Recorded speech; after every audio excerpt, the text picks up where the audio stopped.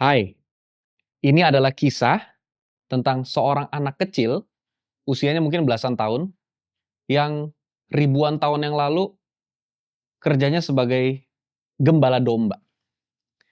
Saat itu dia ditantang sama tentara negara lawan yang ngeledekin negara dia karena tentara negara lawan ini raksasa, tingginya sekitar 2,7 sampai 3 meter. Bayangin, ini tentara beneran, kisah beneran, kecil beneran, raksasa beneran. Gimana cara lawannya? Sedangkan sebagai gembala domba, dia biasanya nggak pernah pegang pisau, pedang, tombak, dan lain sebagainya.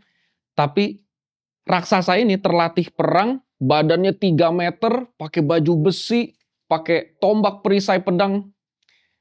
Kalau dia ditantang dengan raksasa begini dan dia main pakai aturan permainan raksasa, dia pasti kalah. Sama persis seperti keadaan bisnis dan strategi marketing rata-rata pebisnis hari ini. Semua bisnis pasti punya kompetitor, dan banyak kompetitor yang udah raksasa. Coba sekarang pikirin kompetitor kita yang raksasa. Bayangin bahwa budget marketing mereka 1 bulan, budget iklan mereka 1 bulan, itu target omset kita 1 tahun. Jadi kalau kita ngobrol sama mereka, dengar budget marketing mereka, bisnis kita apapun, rasanya kita pengen jadi agensi marketingnya mereka aja deh. Karena budget mereka marketing 1 bulan itu target omset kita 1 tahun. Gimana caranya kita bisa lawan raksasa? Nah, kita akan belajar dari anak kecil itu. Anak kecil itu namanya Daud. Dia lawan raksasa yang namanya Goliat.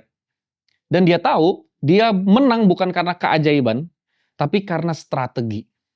Dia berani, betul, karena dia punya dukungan dari pencipta yang maha kuasa, tapi dia tahu bahwa dia punya strategi buat ngalahinnya. Jadi ini kisah guerrilla marketing, ini kisah bukan tentang keajaiban, tapi kisah tentang strategi dan perencanaan. Waktu itu, dia punya kebiasaan pakai pengumban untuk lemparin batu, lontarin batu, untuk ngusir kalau ada singa mau nerekam gembalaan domba dia. Jadi, dia tahu bahwa raksasa 3 meter, kelemahannya satu, nggak lincah. Raksasa itu nggak lincah. Jadi pas dia ngumban pakai batu, gampang. Dia biasanya itu nargetinnya singa, serigala. Ini raksasa lambat. Jadi bisa diincer kepalanya. Itulah kenapa kisah ini jadi pembelajaran buat kita bahwa ternyata kecil itu nggak harus kalah sama yang besar. Itu hebatnya filosofi suit kita. Tahu dong, ada suit Jepang, gunting, batu, kertas. Tapi suit kita, filosofinya beda. Gajah, orang, semut. Itu beda sama suit Jepang. Di suit Jepang, semua seakan-akan bisa saling mengalahkan. Gunting, batu, kertas. Sepertinya semua seimbang. Tapi kalau di filosofi suit gajah, orang, semut, gajah udah jelas pasti menang lawan orang. Tapi gimana ceritanya kok gajah matinya lawan semut? Kenapa bisa begitu? Karena ternyata hewan darat paling raksasa di dunia pun kalah sama semut. Dia takut ini, dan ini fakta, memang gajah itu takut sama semut. Dia selalu menghindari semut. Jadi gimana caranya kita yang kecil bisa survive lawan yang raksasa? Jadi di filosofi itu, prinsip dasarnya adalah jangan bermain dengan aturan main mereka. Kalau kita bermain dengan aturan main mereka, kita jadi orang, mereka jadi gajah. Di aturan main mereka, kita pasti kalah. Tapi kalau kita main pakai aturan mainnya semut lawan gajah, walaupun kita kecil, justru itu jadi keunggulan kita. Kalau kita ngomongin contoh, kala itu, kalau industri handphone, raksasanya tuh Nokia sama BlackBerry. Kala itu Apple, itu brand semut. Gimana caranya Apple bisa lawan Nokia sama BlackBerry udah sehebat itu? Mau adu hardware-nya. Pabrik mereka gede banget.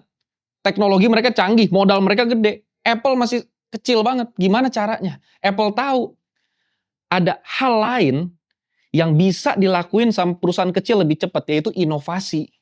Inovasi yang nggak bertele-tele. Inovasi Apple sederhana, di user experience. Artinya kenyamanan orang pakai. Dari dulu sampai sekarang, kalau orang pakai Apple tuh simple, nggak terlalu banyak pilihan, nggak terlalu banyak keribetan, tapi simple, nyaman dipakainya. Itu yang dimainin sampai akhirnya kita jadi sadar, ternyata raksasa hari ini itu adalah semut zaman dulu. Zaman dia baru pertama kali masuk ke medan perang, di medan bisnis dan marketing, mereka dulunya juga semut.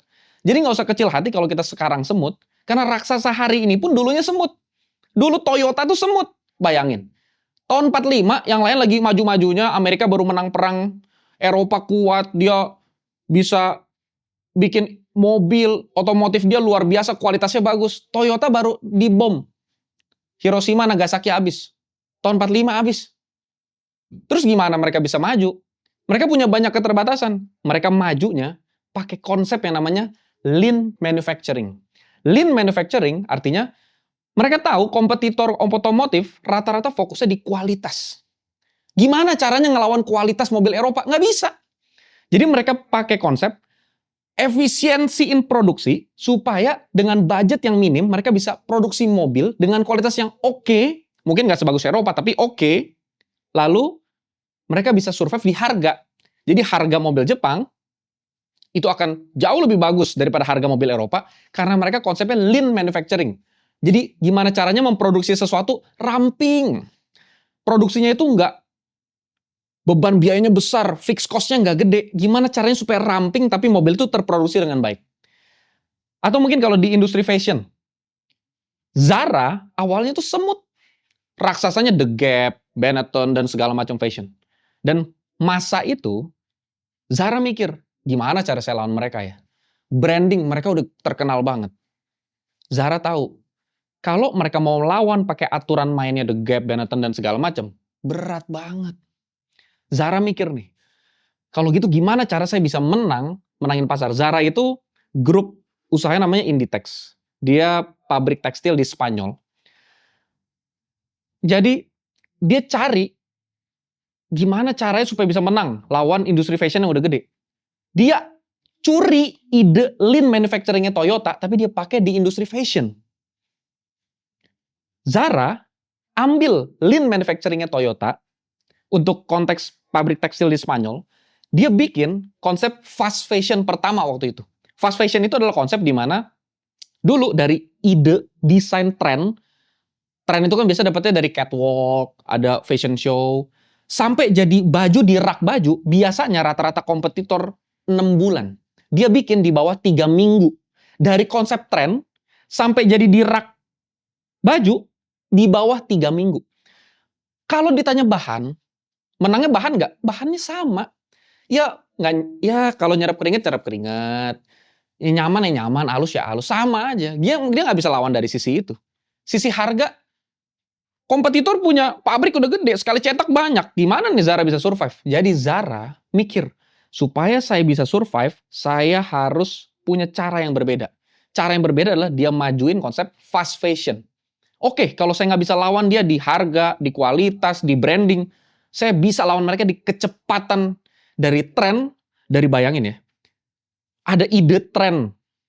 Dia harus bikin desainnya dulu.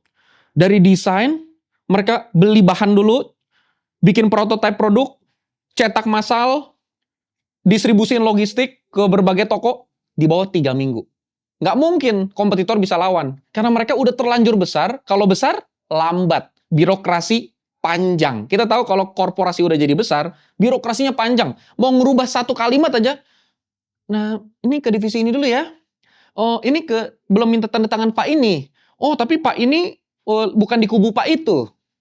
Sedangkan Zara tahu, wah itu kelemahannya. Gue harus bikin sesuatu yang berbeda. Nah, dia bikinlah konsep fast fashion. Jadi, teman-teman, guerrilla marketing itu ngomongin yang gini-gini nih. Gimana caranya sesuatu yang kecil bisa menang lawan raksasa, tapi bukan bermain dengan aturan mainnya raksasa. Jadi, saat semua orang mau main di permainan bisnis dan marketing ini, mereka berusaha menang lewat cara mainnya raksasa. Guerrilla marketing berbeda. Guerrilla marketing cari aturan mainnya sendiri. Guerrilla marketing adalah strategi yang low budget tapi high impact. Dibikin sama J. Conrad Levinson. J. Conrad Levinson ini vice president di agensi-agensi iklan terkemuka lah. Kalau teman-teman tahu Marlboro Man dan segala macam, dialah yang bikin. Klien-kliennya itu multinasional dan luar biasa. Dia vice president di J. Walter Thompson dan segala macam. Dia yang bikin ide ini dari beliau, dan kalau di luar negeri, juga di Indonesia, rata-rata kuliah bisnis S2 terutama, pasti ada satu mata kuliah yang 2 SKS, 3 SKS bahas guerrilla marketing. Ini bukan sesuatu yang saya buat sendiri. Saya tidak punya kredit apapun atas guerrilla marketing. Saya hanya ngerasa guerrilla marketing ini sesuai sama kebutuhan pebisnis di Indonesia. Gimana caranya kita low budget tapi high impact. Karena kita punya keterbatasan modal. Itu guerrilla marketing.